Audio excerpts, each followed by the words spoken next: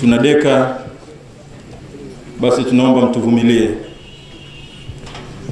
Kwa hiyo sasa nikuombe Mheshimiwa Mufti uchukue nafasi hii, uwanja wako umma huu unakusubiri kusikia neno lako, kisha baada ya hapo moja kwa moja umkaribishe wewe Alhaji Ali Hassan Mwinyi kama mlezi wetu atoe salamu zake. Na wakati huu tunamaliza mwaka wa 2019 baada ya siku chache. Karibu sana mzee.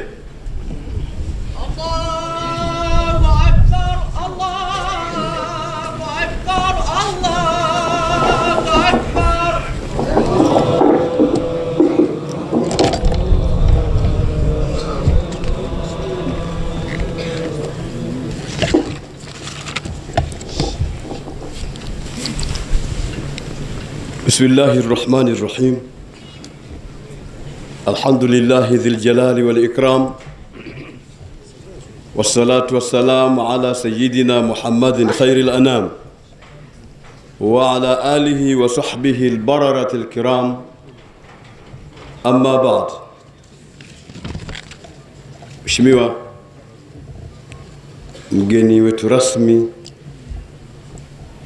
katika hadhara yetu tukufu ya maadhimisho ya mazazi ya mtume wetu Muhammad sallallahu alaihi wasallam, Mheshimiwa Balozi Sefuidi, makamu wa pili wa rais Zanzibar, Mheshimiwa mzee wetu, mzazi wetu Mzee Ali Hassan Mwinyi, rais mstaafu wa awamu ya pili wa Jamhuri ya Muungano wa Tanzania, Mheshimiwa naibu waziri Hamad Masauni, Mheshimiwa naibu waziri Ulega, Mheshimiwa mashekhe, Sheikh Ismail Muhammad, Sheikh Mahmud bin Sheikh Nuruddin Shadhili, Mheshimiwa mwenyeji wetu na Sheikh wa mkoa wa Dar es Salaam Sheikh Al-Hadi Musa Salim, Mheshimiwa mjumbe wa baraza la wadhamini BAKWATA Taifa Mzee Kova, mashekhe wote kwa ujumla, kwa sababu ni wengi sana hatuwezi kuwazungumza wote, lakini mabalozi wote waliohudhuria, balozi wa Komoro, balozi wa Irani, Mheshimiwa wasahikimea wote waliohudhuria, akina baba na akina mama, wapenzi wa Mtume Muhammad mliohudhuria hapa kwa ajili ya maadhimisho ya mtume wetu Muhammad sallallahu alaihi wasallam. Assalamu alaikum wa rahmatullahi wa barakatuh.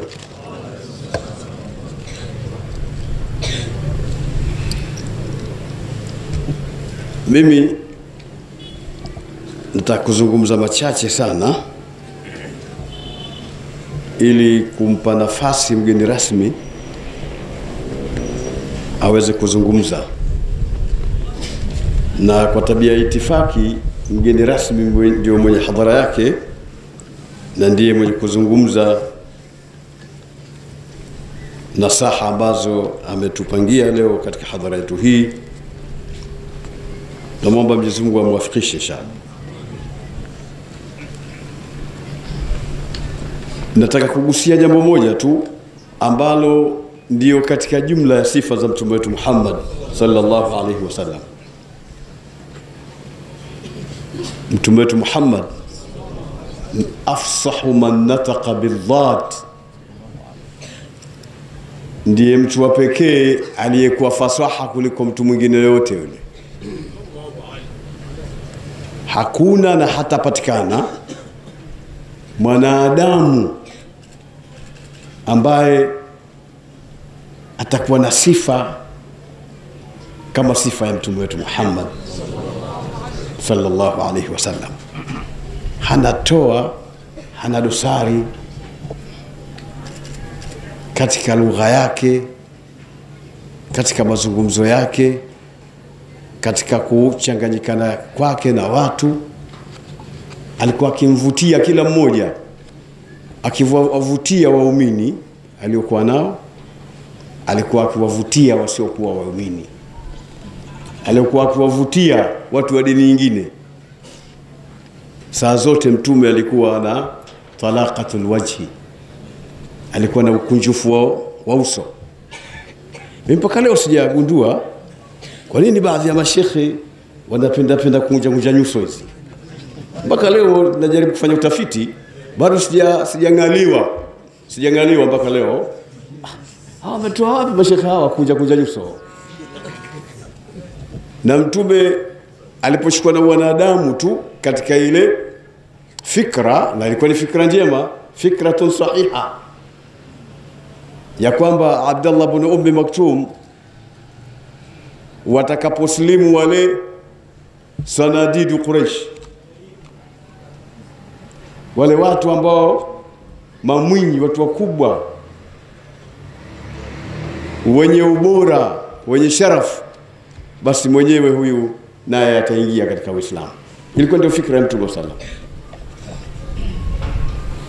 Mwenyezi Mungu Subhanahu wa Ta'ala akamlaumu, akasema abasa wa tawalla an ja'ahu al-a'ma. Amekunja uso mtume wa Mungu na akapanyongo. Yani huko kunja uso tu mtume kwamba bwana wewe nitakujibu baadaye. Si kama sitakujibu, lakini nitakujibu baadaye. Hebu niachie kwamba hawa wakubwa hawa nishughulike nao. Mungu kwa hapo peke yake akamlaumu abasa wa tawalla an ja'ahu al-a'ma. Kwa sababu gani? Kwa sababu sifa ya Mtume Muhammad sallallahu alaihi wasallam ni talaqatul wajhi, ni ukunjufu wa uso, sio kufinya uso. Lakini sisi nyingine mtu anaweza kafinya uso akaona kule kufinya uso ndio uwali wenyewe, au kule kufinya uso ndio ushekhe wenyewe, au kufinya uso ndio ukubwa wenyewe, kufinya uso ndio kuonekana na ilmu nyingi. La, hasha wakalla. Tunatakiwa tumfuate Mtume sallallahu alaihi wasallam. Tumeashiriwa na Qur'ani tumfuate Mtume sallallahu alaihi wasallam katika akhlaqi zake, katika kila jambo. Mtume sallallahu alaihi wasallam kama alivyosema mwanzo kwamba alikuwa fasaha kuliko mtu yoyote, na tukasema kwamba ufasaha alionao Mtume sallallahu alaihi wasallam mpaka kiyama kitasimama, hatopatikana mtu fasihi kama Mtume Muhammad sallallahu alaihi wasallam. Hata alipokuwa yule paa kashikwa ni mtego yule wa bedui mmoja, kisha Mtume akamfumania, kisha akaona yule paa kwamba hakuna kunusuru ila Mtume Muhammad sallallahu alaihi wasallam. Mungu alimpa ufasaha wa kusema, akamwambia ya Rasulullah, nifungue katika mtego huu, mimi nina watoto nende nikawanyonyeshe kisha nitarejea. Anaomba nusra, si ya kuachiwa kabisa, ya kwenda kuwanyonyesha wanawe kisha arudi. Mtume sallallahu akasema, hilo unalidhamini? Akasema nalidhamini. Story ni ndefu, hatuwezi kuieleza mwanzo mpaka mwisho, lakini hata fasaha aliyoieleza yule paa kwa Mtume sallam kwa lugha ya Kiarabu ilikuwa fasaha, bado si fasaha mbele ya Mtume Muhammad sallallahu alaihi wasallam. Sasa Mtume sallallahu alaihi wasallam alikuwa na uslub wa kuzungumza na umma, na maneno haya ni vizuri yakawaelekea mashekhe, yawaelekee mashekhe, watu wenye kutoa nyadhi mbalimbali, makhutaba ya kusimama katika manabir wakatoa khutba mbalimbali, ziwe za aljumaa, ziwe katika ayad, au ziwe ni katika hadhara nyingine yote, katika hafalati zingine zote, wakawa wanatoa khutba. Waangalie mtume wao kwanza sallallahu alaihi wasallam alikuwa anatoa vipi. Lugha inayotakiwa kutumika kwa mwanachuoni kumwelekea mtu unayetaka akuelewe na akusikilize na achukue maneno ya maelekezo yako kwa mujibu wa maneno ya Mwenyezi Mungu na mafundisho ya Mtume wetu Muhammad sallallahu alaihi wasallam, ya lazima yawe maneno ya upole, yanayovutia, yasiyokuwa na tabu. Alikuja mtu mmoja kwa Mtume sallallahu alaihi wasallam.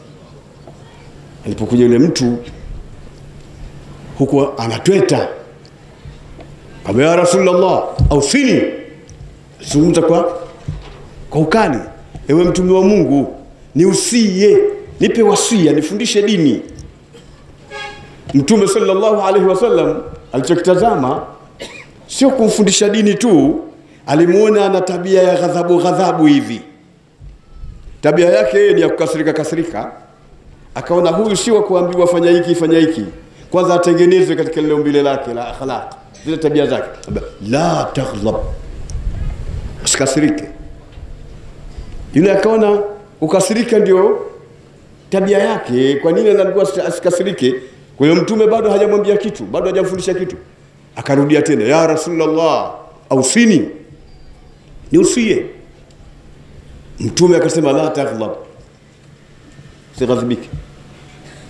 Yule bwana hakuridhika, akamrudia Mtume tena akamwambia, ya Rasulullah ausini, niusie.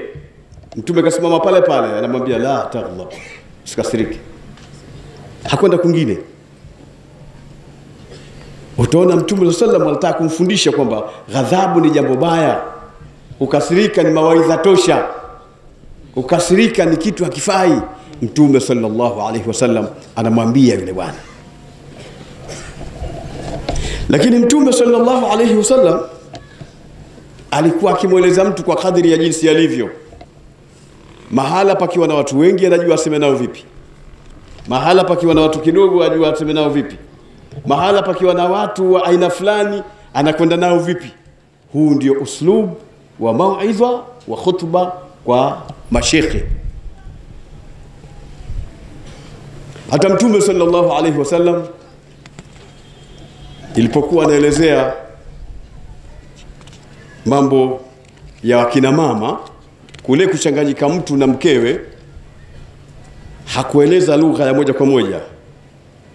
Alielezea tu katika kuambia vijana, ya ma'shara shabab man istata'a minkum alba'a, kisha man istata'a minkum alba'a.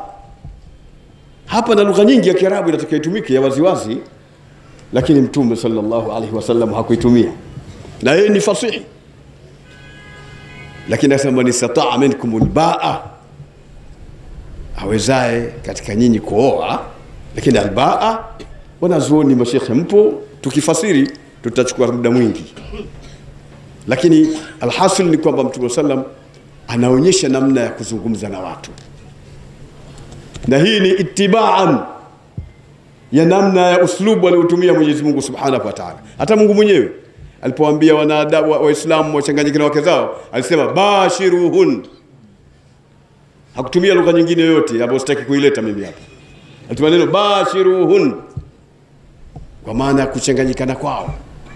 Lakini leo wanazuka tu, au tunaweza tukajisahau sisi mashekhe, mtu akazungumza mpaka akazungumzia na umbile la mwanamke pia. Yuko hivi, sisi kitu gani? Umepata wapi? Umepata wapi mwenzetu? Ndivyo alivyokuwa Mtume hivyo. Mtume hakuwa namna hiyo. Hiyo ni kuwadhalilisha wakina mama, ni kuwafanya duni wakina mama, ni kuwaweka mahala ambapo si pao wakina mama. Mawaidha yana uslubu wake. Wakina mama kuna lugha zao za kuzungumza nao. Bashiruhun nisaukum harthun lakum fa'tu harthakum annashitu. Hartha, alharth, konde, shamba Kiswahili kingine. Wake zenu ni konde zenu, basi yaendeni makonde yenu katika jinsi yoyote mwitakao. Mwenyezi Mungu anasema namna hiyo, fa'tu harthakum. Hakusema neno lingine lolote lile la waziwazi la mtu kuchanganyika na mkewe. Kwa sababu gani? Staha, kuwa na haya. Alhayau min aliman, kuwa na haya, kumfikishia mtu kitu, akipokea ataona kwamba ameambiwa jambo la sawa sawa, si jambo ambalo linafasirika vibaya, linachusha, linakakasi. Mashekhe zangu, walimu zangu, maimamu, mawaidha yana namna yake, hayatolewi tu hivi hivi kajisemea tu. Kuna lugha zake za kuingia, ujisemee. Mungu mwenyewe akusema hivi, hakuna. Mtume sallallahu alaihi wasallam hata katika kuzungumza mambo ya kawaida, wale masahaba watatu waliokuwa kila mmoja amejiapiza kwamba mimi kuanzia sasa nitafunga mwaka mzima, ana asumu dahr. Mwingine akasema mimi sasa tena mambo yanake najipunzikia mwenyewe, kaza kufanya ibada tu. Kila mmoja kajielezea. Mtume wakati anawakataza hakuambia wewe kwa nini umefanya hivi, hiyo sio, hiyo kwa nini hivi, hiyo sio, hakusema hivyo. Ma badu aqwamin, nipi habari ya watu wanasema hivi, huyu anasema hataoa kabisa, huyu anasema atafunga mwaka mzima. Mtume sallallahu anaambia, anazungumza ni vipi hali ya watu, hajamuelekea mtu moja kwa moja kwambia wewe umefanya hivi, ni vipi hali ya watu. Angalia uslubu wa Mtume sallallahu alaihi wasallam, afsahu man nataqa bidhat. Huyo ndio mtume wetu Muhammad sallallahu alaihi wasallam. Ndio maana Mwenyezi Mungu mwenyewe subhanahu wa ta'ala hata katika Qur'an amemstahi mtume wake, hakumueleza waziwazi, hajamuita kwa kumkata jina fulani. Mitume yote ameita kwa kuikata jina, ya Hud, ya Adam, Abul Bashar, ya Adam, uskun anta wa zawjuka aljanna. Lakini mtume ambaye ya ayuhan nabii,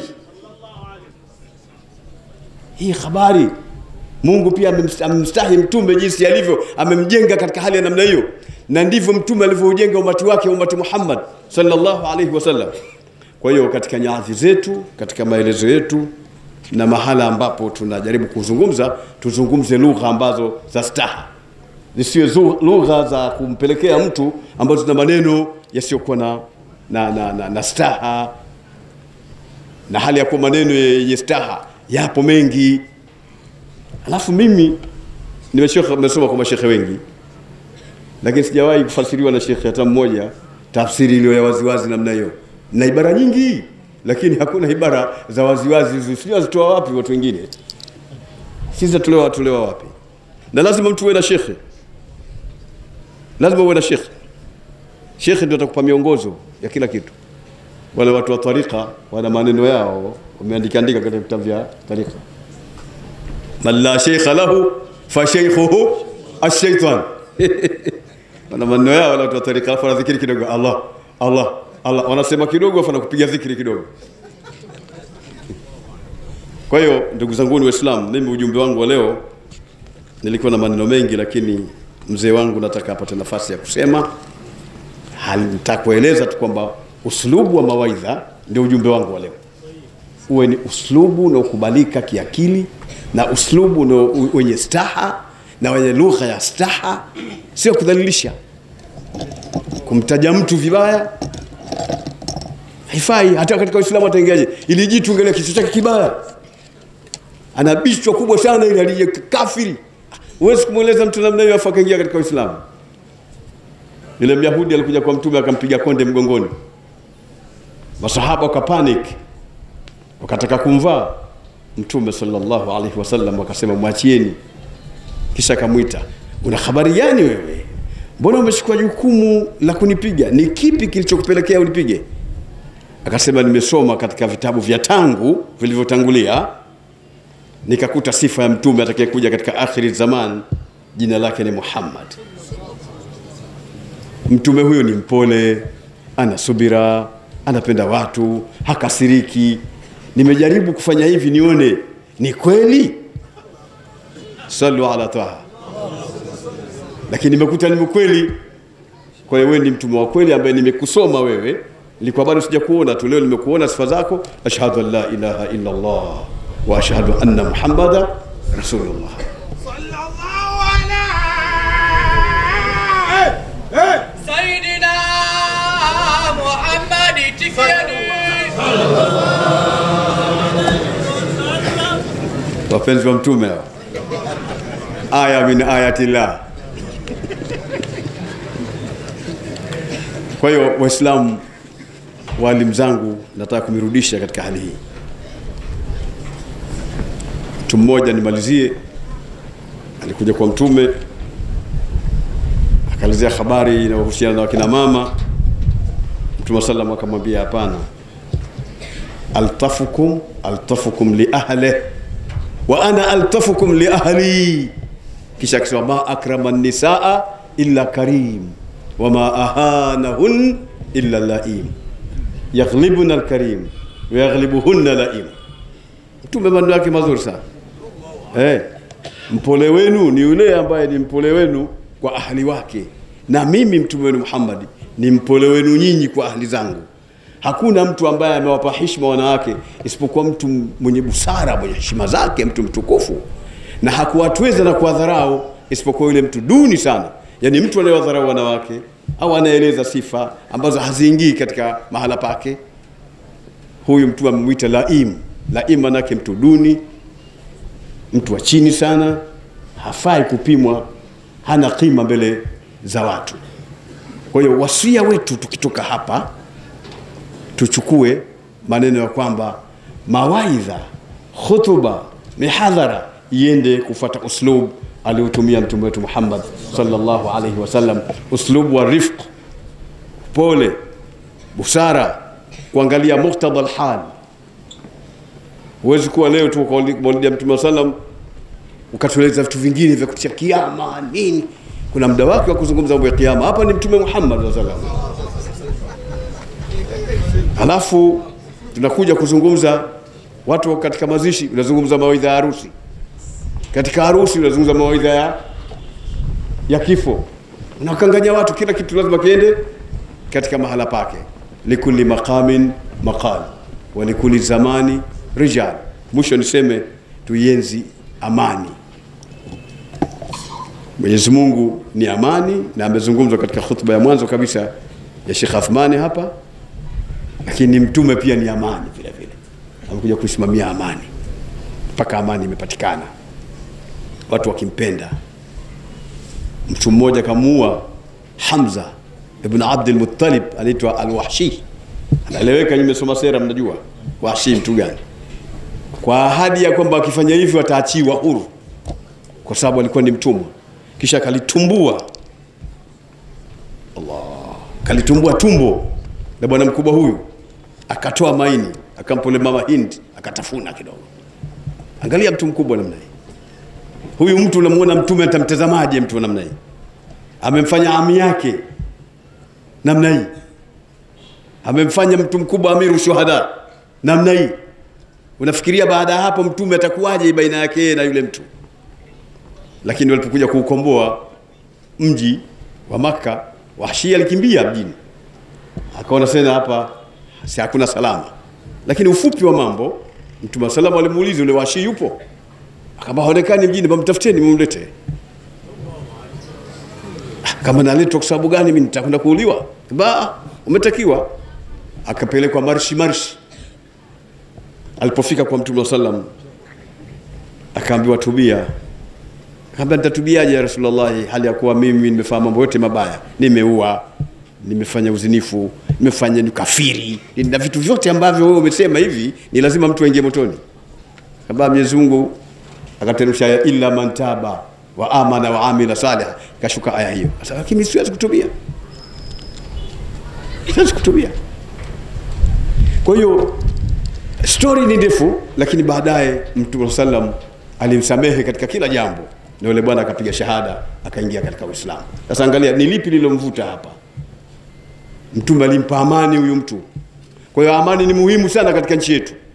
Amani ni kitu muhimu, kila mmoja atunze amani kuanzia nyumbani kwake, kwa wanawe, mtaani. Na ndio maana tunatoa tafsiri siku zote. Unapomwambia mwenzako assalamu alaykum wa rahmatullahi wa barakatuh, maana yake sio amani ishuke juu yako zimekwisha. Hapana. Maana ya assalamu alaykum wa rahmatullahi wa barakatuh, maana yake wewe bwana ninayekupa salamu uko katika amani, huna matatizo na mimi, wewe mwenyewe, familia yako, kila kilichokuzunguka kiko katika amani. Na ndio maana ikawa ni wajibu sasa kwa huyu mwenye kupewa salamu kurudisha salamu, kusema wa alaikumus salam wa rahmatullahi wa barakatuh, kama kumhakikishia kwamba na wewe pia uko katika amani, wewe mwenyewe, mali zako, wanao, familia yako na kila kilichokuzunguka kiko katika amani. Ndio tafsiri sahihi ya neno assalamu alaikum wa rahmatullahi wa barakatuh. Na kwa umuhimu wa kuhitajika amani mpaka peponi, wa tahiyatuhum fiha salam. Kuna haja ya salamu kule bwana.